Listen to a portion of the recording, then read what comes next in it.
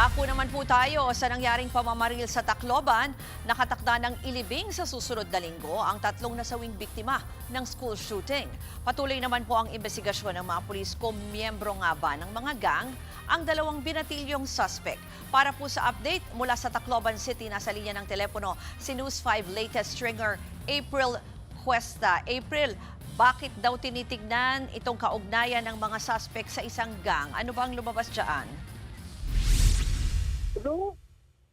Ruth, wala pang kumpirmasyon ng Tacloban Police sa anggulo na may kaugnayan itong mga binatilyong suspect sa pamamaril sa mga gang o sindikato. Giit ng pulis, batid daw nila na may ulat na lumalabas na posibleng miyembro ang mga ito ng gang pero wala pang nakukumpirmang ebidensya kaugnay dito. At dahil sa social media raw lumutang ang mga impormasyon tungkol dito, nakikipagtulungan na daw ang mga pulis sa iba't ibang ahensya tulad ng Regional Anti-Cybercrime Unit.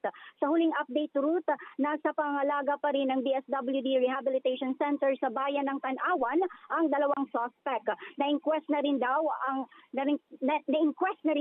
15 anyos na suspect at nasampahan na ng kaukulang kaso. Pakinggan natin ang pahayag ng Tacloban Police. As of now, iniimbestigahan pa ang anggulong yan kung may katotohanan ba. Hindi naman po kasi mga dadali yan kasi involved po ang technology natin, which is mas pinaigting pa po natin ang ating deployment. Nag-intensify din ang ating school sa mga security measures nila kung saan chinecheck nila yung mga gamit ng mga bata bago pumasok sa classroom.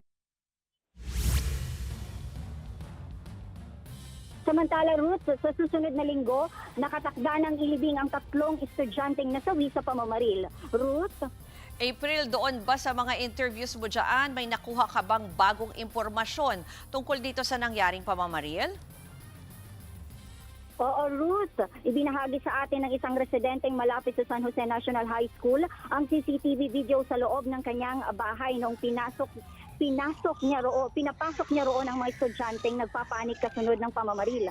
Kwento sa atin ni Cristel Miranda, akala raw niya ay may sunog, kaya dahil nagsisigawan ng mga estudyante. Nakita raw niyang takot na takot ang mga bata, kaya agad niya itong pinapasok sa kanyang bahay. Pinahiram din daw niya ito agad ng cellphone para makatawag sa kanilang mga magulang. Narito ang kanyang pahayag.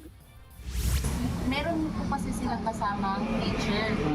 Yung teacher po, unang-una po kasi tanong sa akin kung semento yung bahay ko. O, kaya po sabi niya, pwede kami pumasok. Sobrang takot po. As yung grabe yung pagkatakot ko nila eh. Yung nanginginig po lahat ng katawan nila. Siguro wala namang pong parent na kayang tanggihan yung mga bata na umiinig. Kahit ako. Nakita mo kasi yung mga mukha ng mga bata na needed po talaga nila ng tulong. Ruth, yan muna ang latest dito sa Tacloban City. Balik sa iyo. Yan po ang Express Report in News 5 stringer April Cuesta mula sa Tacloban City. Mga kapatid, Ruth Cabalco, para sa mabilis na pasada ng mga balitang dapat niyong malaman, mag-follow at mag-subscribe sa social media pages ng News 5.